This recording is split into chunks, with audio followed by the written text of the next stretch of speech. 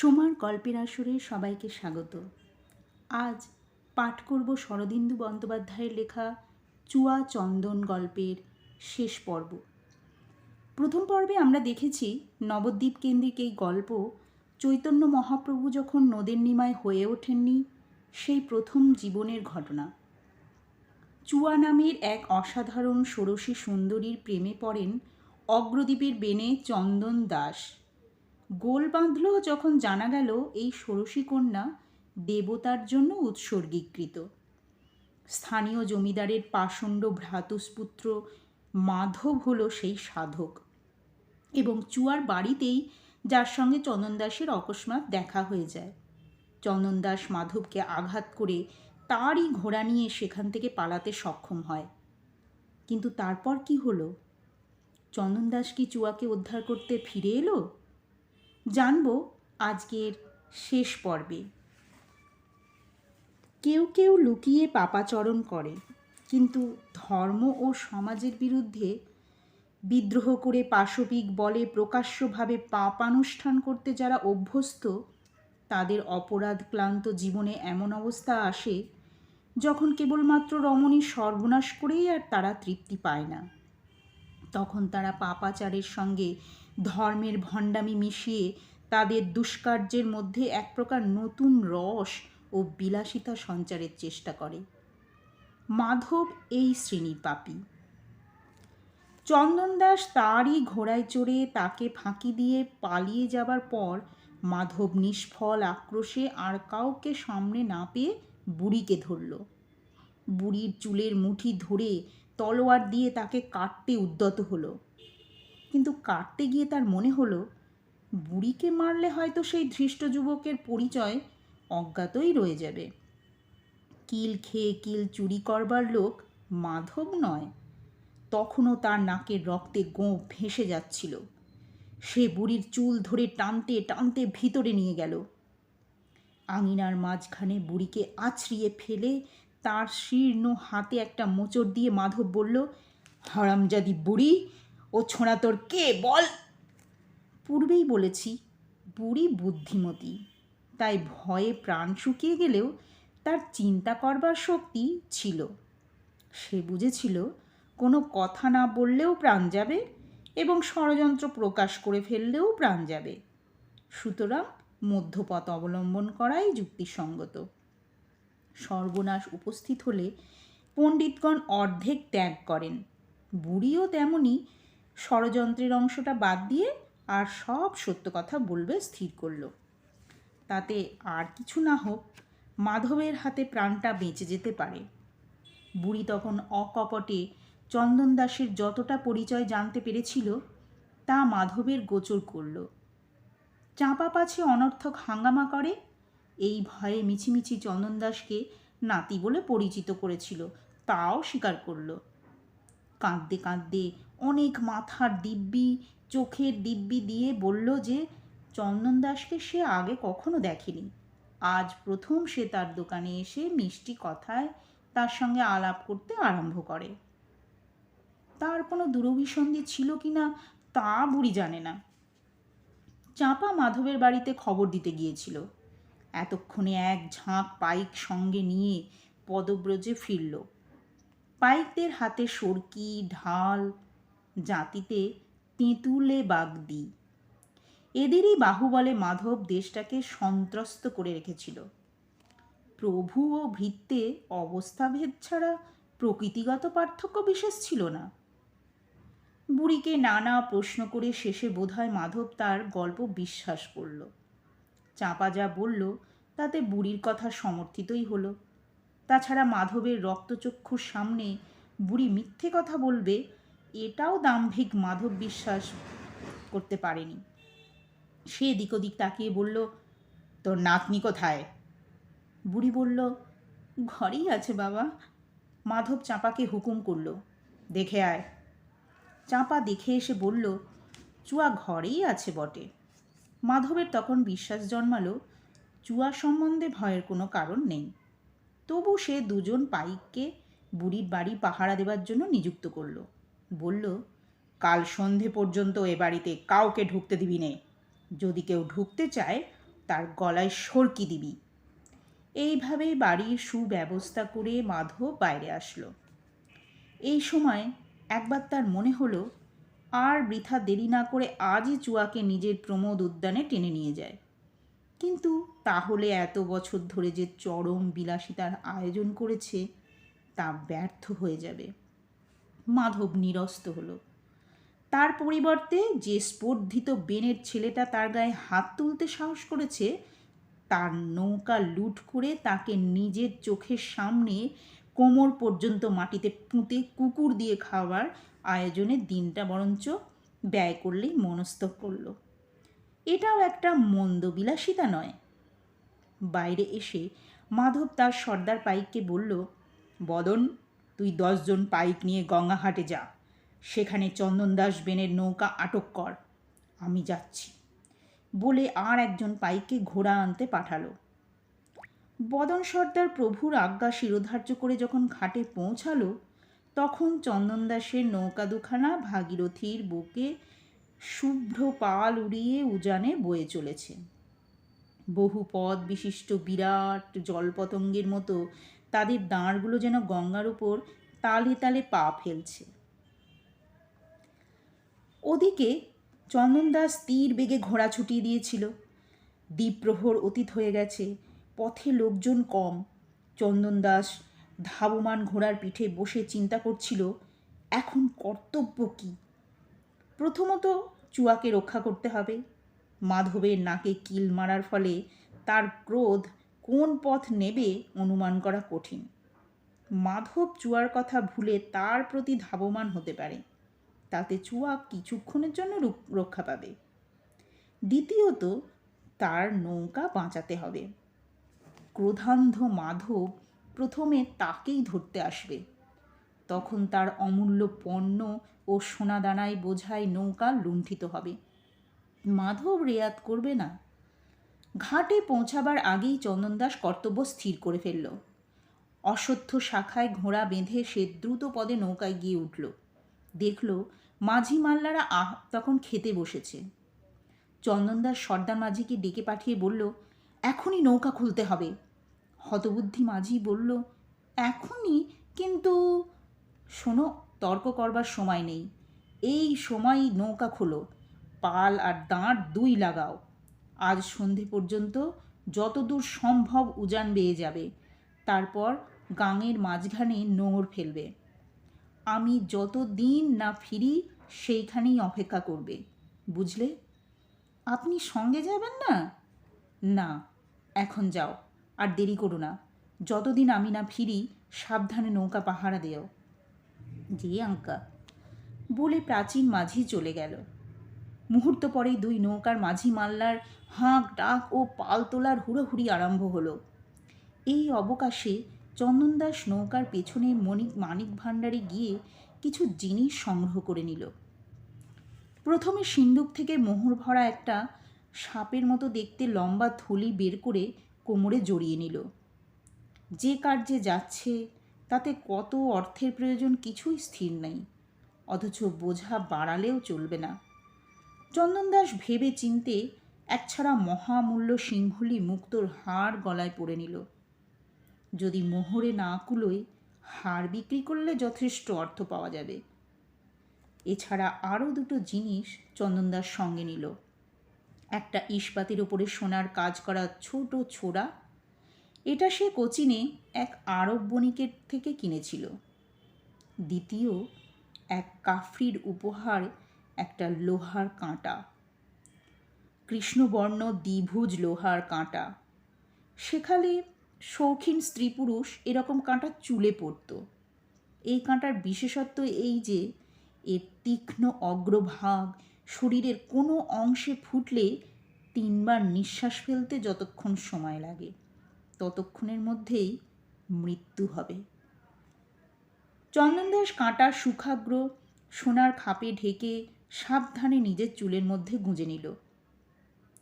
নৌকা থেকে নেমে চন্দনদাস নগরের ভিতর দিয়ে আবার হেঁটে চলল। ঝাঁ ঝাঁ দ্বীপ্রহর, আশেপাশে দোকানের মধ্যে দোকানিরাও ঢুলছে। মধ্যাকাশ থেকে সূর্যদেব প্রখর রৌদ্র ঢেলে দিচ্ছে। গাছপালা পর্যন্ত নিঝুম হয়ে পড়েছে।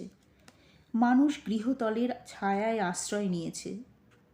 কিছু দূর যাবার পর একটা মোড়ের মাথায় পৌঁছে চন্দনদাস এবার কোন পথে যাবে ভাবছে। এমন সময় তার চোখে পড়ল একটা ৯-১০ বছরের ছোট্ট শীর্ণকায় বালক প্রচণ্ড এই রোদের মধ্যেও রোদ উপেক্ষা করে পথের মধ্যে একাকী ডান্ডাগুলি খেলছে। চন্দনদাস হাতছানি দিয়ে তাকে ডাকল। বালক খেলাতে বিরাম না দিয়ে লাঠির আঘাতে ক্ষুদ্র কাষ্ঠখণ্ডটিকে চন্দনদাসের দিকে তাড়া করতে করতে তার সামনে এসে উপস্থিত হলো। তারপর প্রবীণের মতো তীক্ষ্ণ দৃষ্টিতে চন্দনদাসের বেশভূষা নিরীক্ষণ করে বলল, সওদাগর, সমুদ্র থেকে আসছো না? বালকের ভাষা ও বাক প্রণালী অতি অদ্ভুত। আমরা তা সরল ও সহজবোধ্য করে দিলাম। চন্দনদাস বলল, হ্যাঁ, নিমাই পণ্ডিতের বাড়ি কোথায় জানিস? বালক বলল, হি, জানি। আমাকে সেখানে নিয়ে চল। বালকের ধূর্ত মুখে একটু হাসি দেখা দিল। সে একটা চোখ বন্ধ করে বলল, ডাঙ্গুলি খেলছি যে, পয়সা দেব। আকর্ণ দন্ত বিকাশ করে বালক হাত পাতল। আগে দাও। চন্দনদাস তাকে একটা কপর্দক দিল। তখন সে আবার ডাঙ্গুলি খেলতে খেলতে পথ দেখিয়ে নিয়ে চলল। বেশি দূর যেতে হলো না। একটা নিম গাছের চিহ্নিত একটা বাড়ি জ্যোষ্ঠী নির্দেশ করে দেখিয়ে দিয়ে বালক সেখান থেকে চলে যাচ্ছিল। চন্দনদাস তাকে আবার ডাকলো। বলল, তুই যদি আর একটা কাজ করতে পারিস তোকে 4টে পয়সা দেব। কি? কাঞ্চনবেনের বাড়ি জানিস? বালকের চোখ উজ্জ্বল হলো। চুয়া, মাধাইয়ের কই মাছ? জানি। চন্দনদাসের ইচ্ছা হলো এই অকাল পাকা ছোঁড়ার গালে একটা চপেটাঘাত করে, কিন্তু সে কষ্টে ক্রোধ সংবরণ করে বলল, হ্যাঁ চুয়া, শোন, তার বাড়ির সামনে দিয়ে যাবি, কাউকে কিছু জিজ্ঞাসা করবি না, কেবল দেখে আসবি সেখানে কি হচ্ছে। পারবি? বালক বলল, হি। পয়সা দাও। চন্দনদাস মাথা নেড়ে বলল, না, আগে খবর নিয়ে আসবি, তবে পয়সা পাবি। আমি এইখানেই থাকব। বালক ভ্রুকুঞ্চিত করে মনে মনে গবেষণা করল চন্দনদাসকে বিশ্বাস করা যেতে পারে কি না। শেষে ঘাড় নেড়ে সম্মতি জানিয়ে আগের মতোই ডাঙ্গুলি খেলতে খেলতে চলে গেল। চন্দনদাস তখন নিমাই পণ্ডিতের বাড়িতে ঢুকল। সম্মুখেই টোলের আটচালা। ছাত্ররা কেউ নেই। নিমাই পণ্ডিত একাই বসে আছেন। তাঁর কোলে তুলটের একখানি নূতন পুঁথি, পাশে লেখনী ও মসিপাত্র। চন্দনদাসের পায়ের শব্দে নিমাই পণ্ডিত মুখ তুললেন। প্রশান্ত বিশাল চোখ থেকে শাস্ত্রচিন্তাজনিত স্বপ্নাচ্ছন্নতা দূর করে জিজ্ঞাসা করলেন, কাকে চান? চন্দনদাস বলল, নিমাই পণ্ডিতকে। আমি নিমাই পণ্ডিত। জুতো খুলে চন্দনদাস গিয়ে নিমাই পণ্ডিতকে প্রণাম করল। নিমাই পণ্ডিত বয়সে তার অপেক্ষা ছোট হলেও ব্রাহ্মণ, তুলসী পাতার ছোট বড় নেই। নিমাই পণ্ডিত প্রণাম গ্রহণ করে বললেন, দেখেছি বলে মনে হচ্ছে আপনি কি আজ দুখানি নৌকা নিয়ে সমুদ্রযাত্রা থেকে ফিরেছেন? চন্দনদাস বিনীতভাবে বলল, আজ্ঞা হ্যাঁ, আমি। নিমাই পণ্ডিত হেসে বললেন, আজ আপনার নৌকার ঢেউয়ে নবদ্বীপের একটি অমূল্য রত্ন ভেসে যাচ্ছিল, অনেক কষ্টে রক্ষা করা গেছে। যা হোক, আপনি। চন্দনদাস নিজের পরিচয় দিয়ে শেষে করজোড়ে বলল, আপনি ব্রাহ্মণ এবং মহাপণ্ডিত। আমাকে আপনি সম্বোধন করলে আমার অপরাধ হয়। নিমাই পণ্ডিত বললেন, বেশ, কি ব্যাপার বলো তো? চন্দনদাস বলল, একটা কাজে আপনার সাহায্য চাইতে এসেছি। নবদ্বীপে কাউকে আমি চিনি না, কেবল আপনার নাম শুনেছি আপনি শুধু অপরাজেয় পণ্ডিত নন, সৎকার্য করবার সাহসও আপনার অদ্বিতীয়। আমাকে সাহায্য করবেন কি? নিমাই পণ্ডিত বুঝলেন বণিক তনয় আজ গুরুতর কোনো কাজ আদায় করতে এসছে। মৃদু হাস্যে বললেন, তোমার নম্রতা আর বিনয় দেখে ভয় হচ্ছে। যা হোক, প্রস্তাবটা কি শুনি। চন্দনদাসও হাসল। বুঝল নিমাই পণ্ডিতকে মিষ্টি চাটু কথায় বিগলিত করা চলবে না, তার সঙ্গে অকপট ব্যবহার করাই শ্রেয়। সে কিছুক্ষণ চিন্তা করে বলল, আপনি কাঞ্চনবেনের মেয়ে চুয়াকে জানেন? নিমাই পণ্ডিত তীক্ষ্ণ দৃষ্টিতে চন্দনদাসের মুখের দিকে চাইলেন। তার মুখ কিছুটা গম্ভীর হলো। বললেন, জানি। চুয়ার কথা নবদ্বীপে সকলেই জানে। চন্দনদাস বলে উঠল, তবু তাকে উদ্ধারের চেষ্টা কেউ করে না? নিমাই পণ্ডিত স্থির হয়ে রইলেন, কোনো উত্তর দিলেন না। চন্দনদাস তখন বলল, আমি চুয়াকে বিয়ে করতে চাই, আপনি সহায় হবেন কি? নিমাই পণ্ডিত বিস্মিত হলেন। কিছুক্ষণ স্তব্ধ থেকে কোল থেকে পুঁথি নামিয়ে ধীরে ধীরে বললেন, কিন্তু চুয়া সম্বন্ধে সব কথা তুমি জানো কি? যা জানি আপনাকে বলছি। এই বলে আজ নৌকা থেকে নামবার পর এ পর্যন্ত যা যা ঘটেছিল সব সবিস্তারে বর্ণনা করল। শেষে বলল, এই নির্বান্ধ পুরীতে চুয়া যেমন একা, আমিও তেমনি একা। এখন আপনি যদি সাহায্য করেন তবেই কিছু করতে পারি, নচেত একটি বালিকার সর্বনাশ হয়। নিমাই পণ্ডিত ভ্রুকুঞ্চিত করে চিন্তামগ্ন হলেন। এই সময় সেই বালক ডাঙ্গুলি হাতে ফিরে আসলো। চন্দনদাস সাগ্রহে তাকে কাছে ডাকতেই সে বলল, চুয়ার বাড়ির সামনে দুটো পাক বসেছে, যে যাচ্ছে তাকে হুমকি দিচ্ছে। আর কি দেখলি? চুয়া আর তার ঠান্দি ঘরে আছে, চাপা নাপতি নিয়ে বুড়ির সঙ্গে কোঁদল করছে। আর কিছু? আর মাথায় চন্দনবেনের ডিঙি লুট করতে গেছে, পয়সা দাও। খুশি হয়ে চন্দনদাস বালককে 4 পয়সার জায়গায় 2 গণ্ডা দিল। হৃষ্ট বালক তীক্ষ্ণ স্বরে একবার উ বলে উল্লাস জ্ঞাপনপূর্বক ডাঙ্গুলি খেলতে খেলতে চলে গেল। বালককে বিদায় করে চন্দনদাস নিমাই পণ্ডিতের দিকে ফিরতেই তিনি উদ্দীপ্ত কণ্ঠে বলে উঠলেন, আমি তোমাকে সাহায্য করব। তোমার উদ্যম প্রশংসনীয়। আমরা গাঁয়ের লোক যা করিনি, তুমি বিদেশি তাই করতে চাও। তোমার স্বার্থ আছে জানি, কিন্তু তাতে তোমার মহত্বের কিছু মাত্র হানি হয় না। আমি কি করতে পারি বলো?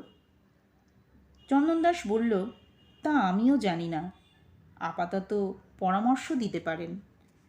বেশ, এসো পরামর্শ করা যাক।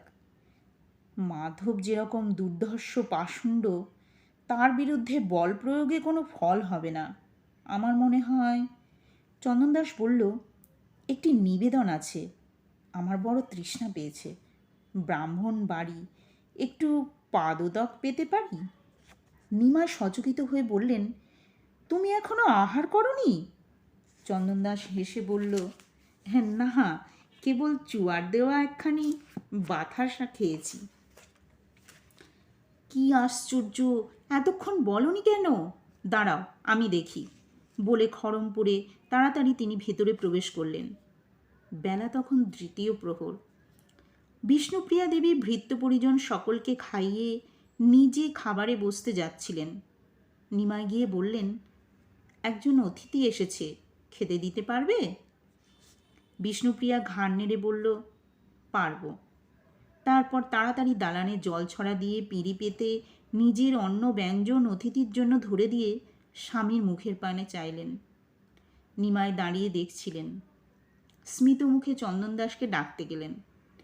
এই নীরব কর্মপরায়ণা অনাদৃতা বউটি ক্ষণকালের জন্য নিমাই পণ্ডিতের মন থেকে লক্ষ্মীদেবীর স্মৃতি মুছিয়ে দিল। অতঃপর চন্দনদাস পরিতোষপূর্বক ব্রাহ্মণ গৃহে প্রসাদ পেল। পরামর্শ স্থির করতে অপরাহ্ন গড়িয়ে গেল। যে সকল ছাত্র টোলে পড়তে আসলো, নিমাই পণ্ডিত তাদের ফিরিয়ে দিলেন। সংকল্প স্থির করে নিমাই বললেন, এছাড়া আর তো কোনো উপায় দেখি না। তৃতীয় ব্যক্তিকে দলে টানতে ভয় করে। কথাটা জানাজানি হয়ে যদি মাধবের কানে ওঠে, তাহলে আর কোনো ভরসা থাকবে না। চন্দনদাস জিজ্ঞাসা করল, এদেশের মাঝি মাল্লাদের বিশ্বাস করা যেতে পারে? অন্য ব্যাপারে বিশ্বাস করা যায়, কিন্তু যে ব্যাপারে মাধব আছে তাতে কাউকে বিশ্বাস করা চলে না। গুণাক্ষরে আমাদের মতলব টের পেলে তারা আমাদেরই মাধবের হাতে ধরিয়ে দেবে। তাহলে? নিমাই হেসে বললেন, হ্যাঁ, মাঝি মাল্লার কাজ আমাকেই করতে হবে। কানভট্টের আশীর্বাদ দেখছি এরই মধ্যে ফলতে আরম্ভ করেছে। চন্দনদাস বলল, চুয়াকে আমি খবর দেব। শেষ রাত্রির দিকে পাইকরা ঘুমিয়ে পড়বে, সেই উপযুক্ত সময়। কি বলেন? হ্যাঁ, তুমি তোমার নৌকা পাঠিয়ে দিয়ে বড় বুদ্ধিমানের কাজ করেছ। মাধব নিশ্চিন্ত থাকবে। হয়তো রাত্রিতে চুয়ার বাড়িতে পাহারা না থাকতেও পারে। অতটা ভরসা করি না। যা হোক, দেখা যাক। সন্ধ্যার আগেই দুজন বার হলেন। ব্রাহ্মণপল্লী থেকে অনেকটা উত্তরে গঙ্গা তীরে নৌকর সূত্রধরদের বাস। সেখানেই উপস্থিত হয়ে দুজনে দেখলেন রাশি রাশি স্তূপীকৃত শাল, পিয়াল, সেগুন, জারুল কাঠের প্রাকারের মধ্যে ছোট বড় নানা রকম নৌকো তৈরি হচ্ছে। কোনোটার কঙ্কাল মাত্র গঠিত হয়েছে, কোনোটা পাটাতনে শোভা পাচ্ছে পূর্ণাঙ্গ হয়ে উঠতে। বড় বড় বজরা, 50 দাঁড়ের নৌকা, কারো হাঙর মুখ, কেউ বা ময়ূরপঙ্খী, কেউ বা হংসমুখী। আবার ছোট ছোট ডিঙি, সংকীর্ণ দেহ ছিপও আছে। কোনোটা সম্পূর্ণ হয়েছে, কোনোটা অসম্পূর্ণ। দুজনে অনেক নৌকা দেখে শেষে একটা ছোট ডিঙি পছন্দ করলেন। ডিঙির সুন্দর গঠন, 2.5 হাত চওড়া, 8 হাত লম্বা, শোলার মতো হালকা। মাত্র 4 জন লোক তাতে বসতে পারে। নিমাই পণ্ডিত ছুতোরকে জিজ্ঞাসা করলেন, দাম কত? ছুতোর কিন্তু ডিঙি বেচতে রাজি হলো না, বলল, ফরমাসি ডিঙি। চন্দনদাস জিজ্ঞাসা করল, এ ডিঙির জন্যে কত দাম পাবে? ছুতোর একটু বাড়িয়েই বলল, 3 টঙ্কা। চন্দনদাস নিঃশব্দে তার হাতে একটা মোহর দিল। ছুতোর স্বপ্নেও এত মূল্য কল্পনা করেনি। সে কিছুক্ষণ হতবাক থেকে মহানন্দে ডিঙির মালিকত্ব চন্দনদাসকে সমর্পণ করল। ডিঙি তৎক্ষণাৎ গঙ্গার জলে ভাসানো হলো। নিমাই পণ্ডিত ও চন্দনদাস তাতে আরোহণ করে 2 জোড়া দাঁড় হাতে নিলেন। দাঁড়ের আঘাতে ডিঙি জ্যামুক্ত তীরের মতো জলের উপর ছুটে গেল। কিছুক্ষণ গঙ্গার বুকে দাঁড় টেনে দুজনেই দেখলেন ডিঙি নির্দোষ ও অতি সহজে নিয়ন্ত্রণযোগ্য। দুজনেই সন্তুষ্ট হয়ে তীরে ফিরলেন। তারপর নৌকা ছুতোরের তত্ত্বাবধানে রেখে নিমাই পণ্ডিত বললেন, কাল বৈকালে আমি এসে ডিঙি নিয়ে যাব। ছুতোর আহ্লাদে একদিনের জন্য নৌকা রাখতে সম্মত হলো। অতঃপর নিমাই পণ্ডিত বাড়িতে প্রত্যাপন করলেন। চন্দনদাসের তখনও কাজ শেষ হয়নি। সে গঙ্গার ধার দিয়ে ঘাটের দিকে চলল। যে ঘাটে দ্বীপ্রহরে নৌকা বাঁধিয়েছিল, সেই ঘাটে যখন উপস্থিত হলো তখন সন্ধ্যার ছায়া ঘনীভূত হয়ে আসছে। ঘাটে কয়েকটা ছোট ডিঙি বাঁধা ছিল। চন্দনদাস কয়েকজন মাঝিকে ডেকে জিজ্ঞাসা করল, বাপু, তোমরা জেলে তো? আজ্ঞে কর্তা। তোমাদের মোড়লকে? একজন বৃদ্ধগোছের জেলে বলল, আজ্ঞে কর্তা, আমি মোড়ল, আমার নাম শিবদাস। বেশ, তোমার সঙ্গে আমি কিছু কারবার করতে চাই। এখানে যত জেলে আছে সবাই তোমার অধীন তো? আজ্ঞে। কত জেলে ডিঙি তোমাদের আছে? তা 30-40 খানা হবে। বেশ, শোনো, তোমাদের যত জেলে ডিঙি আছে সব আমি ভাড়া করলাম। তোমরা জেলে মাঝির দল কাল বেলা 3 প্রহরের সময় বেরোবে। বেরিয়ে সটান স্রোতের মুখে দক্ষিণে গিয়ে শান্তিপুরের ঘাটে নৌকা বাঁধবে। তারপর সেখানে আমাদের জন্য অপেক্ষা করবে। সন্ধে পর্যন্ত আমি যদি না যাই তাহলে আবার ফিরে আসবে। বুঝলে? বুঝলাম কর্তা, কিন্তু কাজটা কি তা তো এখনো জানতে পারিনি। কাজের কথা শান্তিপুরের ঘাটেই জানতে পারবে। কেমন, রাজি আছো? আগে গড় রাজি নই, কিন্তু ধরুন শান্তিপুরে ঘাটে যদি আপনার দেখা না পাই। বলেছি তো, তাহলে ফিরে আসবে। কিন্তু আমাদের যাওয়া আসা যে তাহলে না হোক হয়রানি হয় কর্তা। আপনাকে তখন পাবো কোথায়? আপনাকে তো চিনি না। চন্দনদাস হেসে বলল, তাহলেও তোমাদের লোকসান হবে না। তোমাদের অর্ধেক ভাড়া আমি আগাম দিয়ে যাব। সব নৌকা শান্তিপুরে যাওয়া আসার জন্য কত ভাড়া লাগবে? শিবদাস মোড়ল বিবেচনা করে বলল, আগে 10টি টঙ্কার কমে হবে না। চন্দনদাস একটু ব্যবসাদারি করল, কারণ এক কথায় রাজি হয়ে গেলে জেলেরা কিছু সন্দেহ করতে পারে। কিছুক্ষণ কষা মাজার পর 9 টঙ্কা ভাড়া ধার্য হলো। চন্দনদাস 5 টঙ্কা শিবদাস মোড়লের হাতে দিয়ে বলল, এই নাও, কিন্তু কথার নড়চড় যেন না হয়। আগে শিবদাস মুদ্রা গুনে নিয়ে, আপনি নিশ্চিন্তে থাকুন কর্তা, ঠিক সময়ে আমরা শান্তিপুরে ঘাটে হাজির থাকব। সব ডিঙে নিয়ে যাবে, একখানাও বাদ না পড়ে। আগে একখানাও বাদ পড়বে না। এইভাবেই নবদ্বীপ থেকে সমস্ত ডিঙি তফাত করবার বন্দোবস্ত করে চন্দনদাস কতকটা নিশ্চিন্ত মনে নিমাই পণ্ডিতের বাড়ি ফিরল। সেইখানেই তার রাত্রিতে থাকবার ব্যবস্থা হয়েছিল। রাত্রি 3 প্রহরে চুয়ার বাড়ির দালানে পাইক দুজন বসে বসে ঘুমিয়ে পড়েছিল। একজন দেওয়ালে ঠেস দিয়ে পা দুটো সামনে বাড়িয়ে দিয়ে ঘুমোচ্ছিল, আর দ্বিতীয়জন ঘুমের ঘোরে কখন কাত হয়ে শুয়ে পড়েছিল। তার নাক থেকে কামারের হাঁপড়ের মতো এক রকমের শব্দ বের হচ্ছিল। চারিদিকে গাঢ় অন্ধকার, কিন্তু অন্ধকারে চক্ষু অভ্যস্ত হলে কিছু কিছু দেখা যায়। চন্দনদাস নিঃশব্দে ছায়ার মতো দালানে উঠে আসলো। তার বাঁ হাতে সেই ছোট্ট ছোড়া। কিছুক্ষণ মূর্তির মতো দাঁড়িয়ে সে পাইকের নাসিকাধ্বনি শুনল। তারপর দালানের গাঢ়তর অন্ধকারের ভেতরে তার চক্ষু বস্তু নির্বাচন করতে আরম্ভ করল। যে পাইকটা বসে বসে ঘুমাচ্ছে, তার পা দুটো ঠিক দরজার সামনে বাড়ানো। ভিতরে প্রবেশ করতে হলে তাকে ডিঙিয়ে যেতে হবে। তাছাড়া দরজার কপাট ভেজানো রয়েছে, ভিতর থেকে আটকানো কিনা বোঝাও যাচ্ছে না। চন্দনদাস ধীরে ধীরে খুব সন্তর্পণে হাত বাড়িয়ে কপাটে একটু ঠেলল। মরচে ধরা হাঁসকলে ছুঁচোর ডাকের মতো শব্দ হলো। দরজা অল্প খুলল। হাঁসকলের শব্দে পাইকের হাঁপড় হঠাৎ বন্ধ হলো। চন্দনদাস স্পন্দিত বক্ষে ছোড়া দৃঢ় মুষ্টিতে ধরে দাঁড়িয়ে রইল। কিন্তু পাইক জাগলো না, আবার তার নাক ডেকে উঠল। চন্দনদাস তখন আবার কবাট একটু ঠেলল। কবাট খুলে গেল। এবারও একটু শব্দ হলো বটে, কিন্তু কেউ জাগলো না। তখন চন্দনদাস ইষ্টদেবতার নাম স্মরণ করে নিঃশব্দে পাইকের পা দুটোকে ডিঙিয়ে ভিতরে প্রবেশ করল। আঙিনায় উপস্থিত হয়ে চন্দনদাস চারিদিকে চাইল। সামনে কয়েকটা ঘর অস্পষ্টভাবে দেখা যাচ্ছে, কিন্তু কোন ঘরে চুয়া ঘুমোচ্ছে? চাঁপাও বাড়িতে আছে। চুয়াকে খুঁজতে গিয়ে যদি চাঁপা জেগে ওঠে, তবেই সর্বনাশ। চন্দনদাস কি করবে ভাবছে, এমন সময় তার হাতে মৃদু স্পর্শ হলো। চন্দনদাস চমকে উঠে অজ্ঞাতসারেই ছোড়া তুলল। এই সময় তার কানের কাছে মৃদু শব্দ হলো, এসেছ? চুয়া।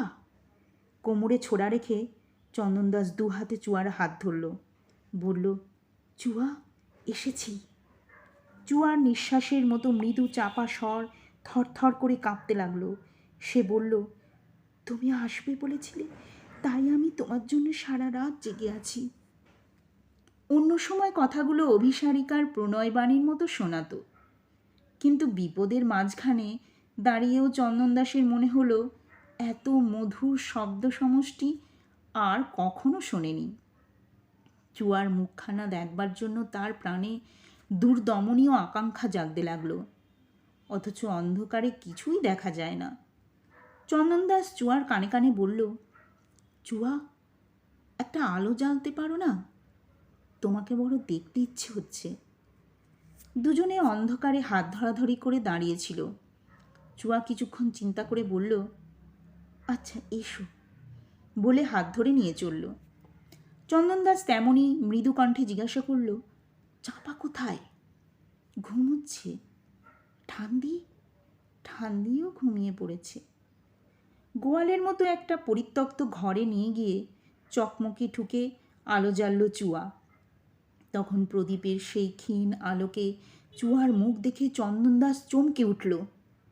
চোখ দুটো জবা ফুলের মতো লাল, চোখের কোলে কালি পড়েছে। আশা, আকাঙ্ক্ষা, আশঙ্কা ও তীব্র উৎকণ্ঠার দ্বন্দ্বে চুয়ার অনুপম রূপ যেন ছিঁড়ে ভেঙে একাকার হয়ে গেছে। চন্দনদাসের বুকে বেদনার শুল বিঁধল। সে বাষ্পাকুল কণ্ঠে বলে উঠল, চুয়া। চুয়া মাটিতে বসে পড়ে কাঁদতে লাগলো। রোদন রুদ্ধ স্বরে বলল, তোমার নৌকা চলে গেছে শুনে এত ভয় হয়েছিল। চন্দনদাস চুয়ার পাশে বসে আর্দ্র কণ্ঠে বলল, চুয়া, আর ভয় নেই, তোমার উদ্ধারের সমস্ত ব্যবস্থা করেছি। চুয়া চোখ মুছে মুখ তুলল। কি? চন্দনদাস বলল, বলছি, আগে বলো দেখি, তুমি সাঁতার কাটতে জানো? অবসাদ ভরা সুরে চুয়া বলল, জানি, তাই তো ডুবে মরতে পারিনি। কতবার সে চেষ্টা করেছি। চন্দনদাসের ইচ্ছা হলো চুয়াকে বুকে জড়িয়ে নিয়ে সান্ত্বনা দেয়, কিন্তু সে লোভ সংবরণ করে বলল, ও কথা ভুলে যাও চুয়া, বুকে সাহস আনো। আমি এসেছি দেখেও তোমার সাহস হয় না? চুয়া কেবল তার কালিমালিপ্ত চোখ দুটি তুলে চন্দনদাসের মুখের পানে চেয়ে রইল। হয়তো নিজের একান্ত নির্ভরশীলতার কথা প্রকাশ করে বলতে চাইল, কিন্তু বলতে পারল না। চন্দনদাস তখন সংক্ষেপে প্রাঞ্জলভাবে উদ্ধারের উপায় বিবৃত করিয়ে বলল। চুয়া ব্যগ্র বিস্ফারিত নয়নে শুনল। শুনতে শুনতে তার চোখ দিয়ে জল গড়িয়ে পড়তে লাগল। চন্দনদাসের বিবৃতি শেষ হলে চুয়া কিছুক্ষণ হেঁট মুখে নীরব হয়ে রইল। লজ্জা করবার সে অবকাশ পায়নি। হৃদয়ের তুমুল আন্দোলনের মধ্যে এই তরুণ উদ্ধারকর্তাটিকে সে যে কী দৃষ্টিতে দেখেছে তার নিজেই জানতে পারেনি। তাই উদ্ধারের আশা যখন তার সংশয়ময় চিত্তে আগুনের মতো জ্বলে উঠল, তখন সে আর আত্মসংবরণ করতে পারল না। চন্দনদাসের পায়ের ওপর আছড়িয়ে পড়ল। দুই হাতে পা জড়িয়ে কেঁদে বলল, একটা কথা বলো। চন্দনদাস চুয়ার মুখ তুলে ধরবার চেষ্টা করতে করতে বলল, চুয়া, চুয়া, কি কথা? বলো, আমায় বিয়ে করবে? তুমি আমায় প্রবঞ্চনা করছো না? চন্দনদাস জোর করে চুয়ার মুখ তুলে তার চোখের ওপর চোখ রেখে বলল, চুয়া, আমার মায়ের নামে শপথ করছি, তোমাকে যদি বিয়ে না করি, যদি আমার মনের অন্য কোনো অভিসন্ধি থাকে, তবে আমি কুলাঙ্গার। চুয়ার মাথা আবার মাটিতে লুটিয়ে পড়ল। তারপর সে চোখ মুছে উঠে বসে বলল, তবে আমাকে এখনই নিয়ে যাচ্ছ না কেন? চন্দনদাসের ইচ্ছা হচ্ছিল এখনই এই কারাগার থেকে চুয়াকে মুক্ত করে পালিয়ে যায়, কিন্তু সুবুদ্ধি নিষেধ করল। রাত্রি শেষ হয়ে আসছে, ধরা পড়ার সম্ভাবনা বড় বেশি। সে মাথা নেড়ে বলল, না, এখন ভরসা হয় না। বাড়ির দূরে পাহারা, যদি ওরা জেগে ওঠে। কিন্তু আমার এখানে আর থাকা বোধহয় নিরাপদ নয়, চাপার ঘুম ভাঙতে পারে। বলে চন্দনদাস অনিচ্ছা ভরে উঠে দাঁড়ালো। চুয়ার মনে আবার ভয় প্রবেশ করল। সামনে সমস্ত দিন পড়ে আছে, কি জানি কি হয়। সে ভয় কাতর চোখ দুটি তুলে বলল, যাচ্ছ? কিন্তু কোনো ভয় নেই চুয়া, কিন্তু যদি বিঘ্ন হয়, যদি একটা জিনিস দিতে পারবে? কি? একটু বিষ, যদি কিছু বিঘ্ন হয়। চন্দনদাস কিছুক্ষণ শক্ত হয়ে দাঁড়িয়ে রইল। তারপর ধীরে ধীরে নিজের চুল থেকে সেই কাঁটা বের করে দিল। গাঢ় স্বরে বলল, চুয়া, যদি দেখো কোনো আশা নেই, তবেই ব্যবহার করো, তার আগে নয়। বলে কাঁটার ভয়ঙ্কর কার্যকারিতা বুঝিয়ে দিল। এতক্ষণে চুয়ার মুখে হাসি দেখা দিল। সে উঠে দাঁড়িয়ে প্রজ্জ্বল চক্ষে বলল, আর আমি ভয় করি না। চন্দন দাসের মুখে কিন্তু হাসির প্রতিবিম্ব পড়ল না। সে চুয়ার 2 হাত নিয়ে নিজের বুকের ওপর রেখে বলল, চুয়া। বাকপটু চন্দন দাস এর বেশি কিছু আর কথা খুঁজে পেল না। চুয়া অশ্রু আর্দ্র হাসি মুখ একবার চন্দন দাসের বুকের উপর রাখল। অস্ফুট স্বরে বলল, চুয়া নয়, চুয়া বউ, এই আমাদের বিয়ে। ঘরের বাইরে আসবার পর একটা কথা চন্দন দাসের মনে পড়ল। সে বলল, ঠান্দির কথা ভুলে গিয়েছিলাম। তাকে বলো কাল সন্ধ্যের পর বাড়ি থেকে পালিয়ে যেন নিমাই পণ্ডিতের বাড়ি যায়। সেখানে 2-1 দিন লুকিয়ে থাকবে। তারপর আমি তাকে নিয়ে যাবার ব্যবস্থা করব। গ্রীষ্মের ছোট রাত্রি তখন শেষ হয়ে এসেছে। কাক কোকিল ডাকেনি, কিন্তু বাতাসে আসন্ন প্রভাতের স্পর্শ লেগেছে। পূর্বের আকাশে শুকতারা দপদপ করে জ্বলছে। আঙিনায় দাঁড়িয়ে চন্দন দাস আর একবার চুয়ার 2 হাত নিজের বুকে চেপে নিল। তারপর যেভাবে এসেছিল সেইভাবেই ছায়ামূর্তির মতো বের হয়ে গেল। পাইক দুজন শেষ রাত্রির গভীর ঘুম ঘুমাতে লাগল। অমাবস্যার সংশয়পূর্ণ দিন ধীরে ধীরে ক্ষয় হয়ে আসলো। অপ্রত্যাশিত কিছু ঘটল না। কেবল দ্বীপ্রহরে মাধব চুয়ার বাড়িতে এসে তদারক করে গেল ও জানিয়ে গেল যে তার প্রদত্ত শাস্ত্রীয় বিধান যেন যথাযথ পালিত হয়। এখানে চাপার কাজ শেষ হয়েছিল। মাধবের অনুমতি পেয়ে সে প্রমোদ উদ্যানে পূজার আয়োজন করতে গেল। সন্ধ্যার সময় নবদ্বীপের ঘাটে স্নানার্থীর বিশেষ ভিড় ছিল না। 2-4 জন নারী গা ধুয়ে যাচ্ছিল, কেউ কেউ কলসে ভরে গঙ্গাজল নিয়ে যাচ্ছিল। পুরুষের সংখ্যাও অল্প।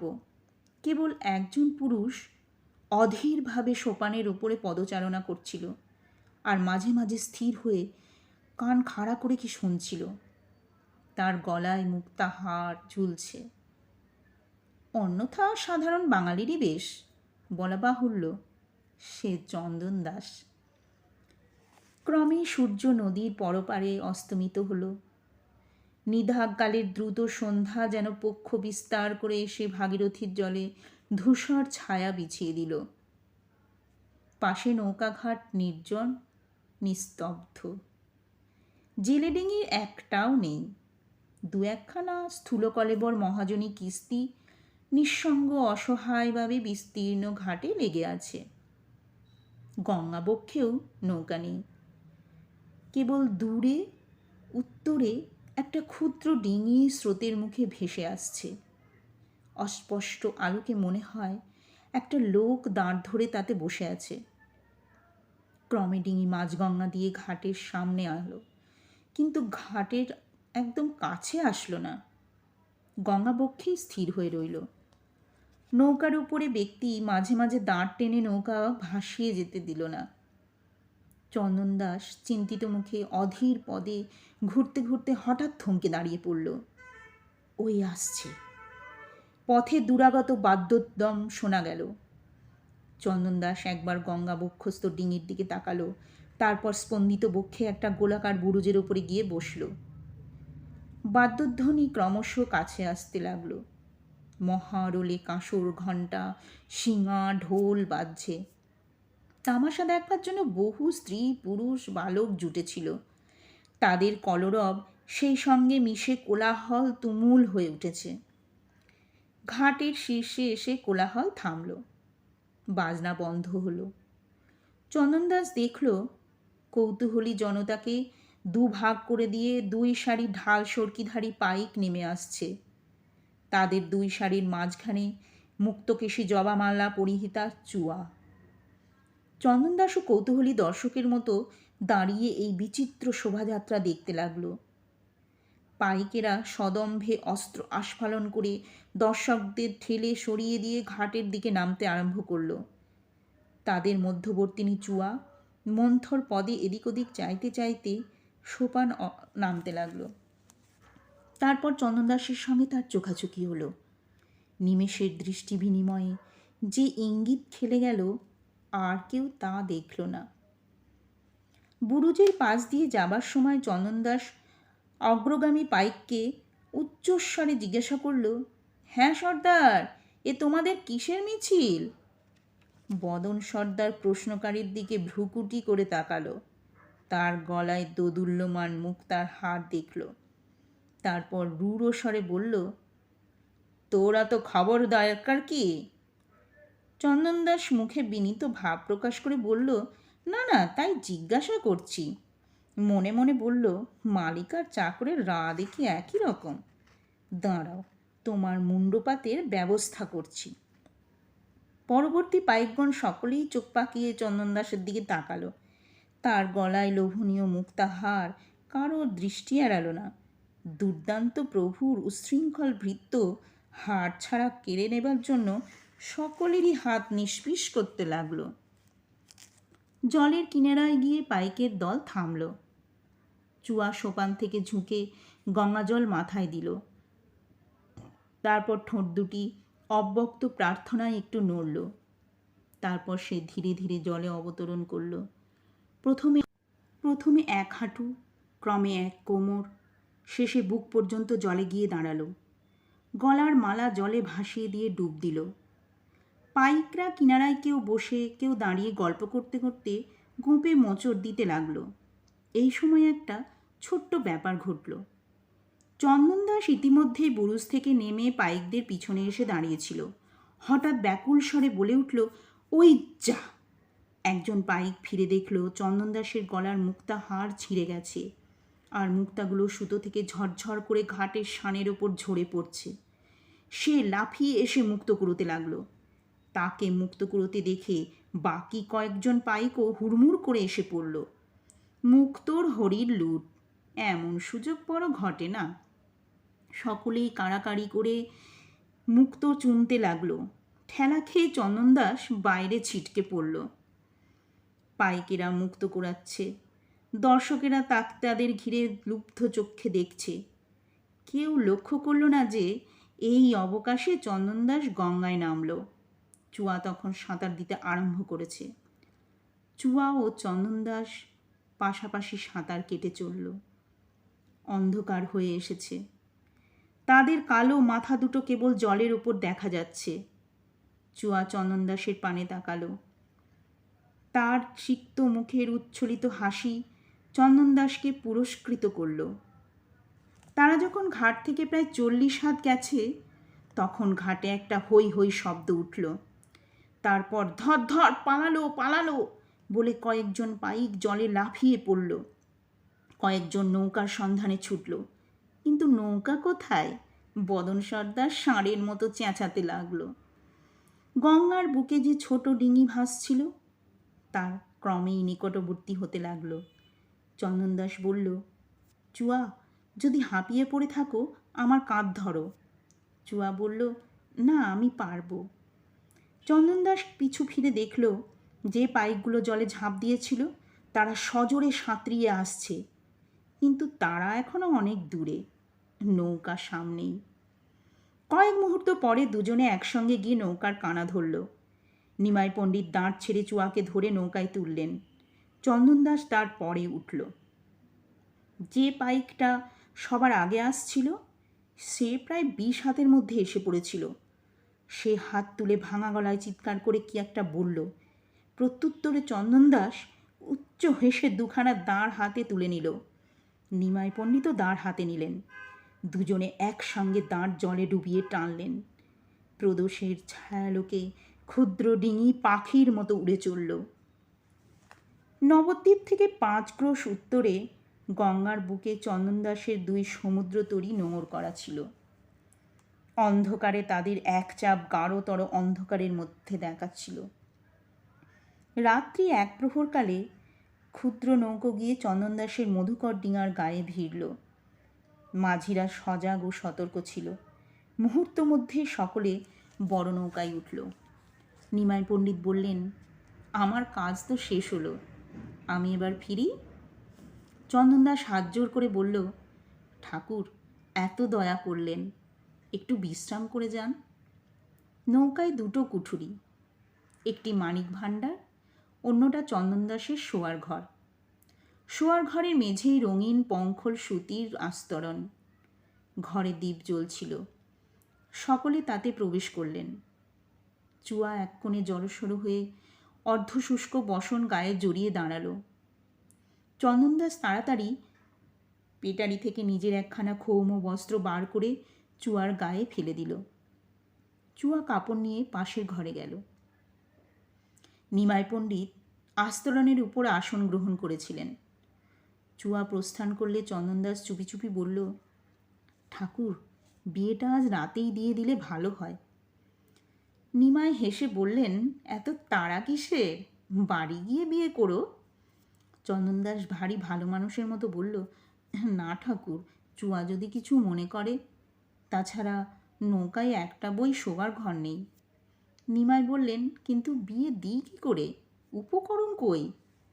ঠাকুর, আপনি পণ্ডিত মানুষ, সামান্য পুরুত তো নন। আপনি ইচ্ছা করলে শুধু হাতেই বিয়ে দিতে পারেন। নিমাই স্মিত মুখে চিন্তা করে বললেন, মন্দ কথা নয়। তুমি কন্যাকে হরণ করে এনেছ, সুতরাং তোমাদের রাক্ষস বিবাহ হতে পারে। রাক্ষস বিবাহে কোনো অনুষ্ঠানেরও দরকার নেই। চন্দনদাস মহা উল্লাসে উঠে গিয়ে চুয়ার হাত ধরে নিয়ে আসলো।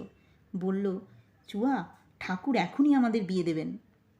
পট্টাম্বর পরিহিতা চুয়া নত নয়নে বলল। নিমাই হাসতে হাসতে বললেন, চন্দনদাস নাচোর বান্দা, আজই বিয়ে করে তবে ছাড়বে। চুয়ার মুখে অনুরাগ দেখে বুঝলেন তারও অমত নেই। বললেন, বেশ, ফুলের মালা তো হবে না, দুছড়া হার জোগাড় করো। পুলকিত চন্দনদাস মানিক ভাণ্ডার থেকে দুগাছা মুক্তার মালা বের করে দিল। তখন বিবাহ ক্রিয়া আরম্ভ হলো। নিমাই একটা হার চুয়ার হাতে দিয়ে বললেন, দুজনে দুজনের গলায় দাও। উভয়েই মালা বদল করল। নিমাই বললেন, ঈশ্বর সাক্ষী করে গঙ্গার বুকের উপর ব্রাহ্মণ সাক্ষাতে আজ তোমরা স্বামী স্ত্রী হলে। আশীর্বাদ করি, তোমাদের মঙ্গল হোক। উভয়েই নতজানু হয়ে ভক্তিপুত চিত্তে এই দেবকল্প তরুণ ব্রাহ্মণের পায়ের ধুলো নিল। তারপর উঠে চন্দনদাস বলল, ঠাকুর, এ বিয়ে লোকে মানবে তো? নিমাই পণ্ডিতের নাসা স্ফুরিত হলো। তিনি গর্বিত স্বরে বললেন, নিমাই পণ্ডিত যে বিয়ের পুরুত, সে বিয়ে অমান্য করে কে?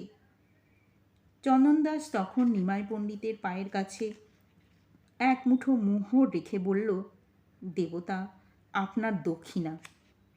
নিমাই এবার হেসে উঠলেন, ওইটি পারবো না। যাক, আজ উঠলাম, বুড়িকে নিয়ে যাবার ব্যবস্থা শিগগির করো, আর বাড়ি গিয়ে যথারীতি লৌকিক বিবাহ করো। অধিকন্তু নদশায়। তা করব, কিন্তু ঠাকুর, আপনি ক্লান্ত, 5-6 ক্রোশ দাঁড় টেনে এসেছেন।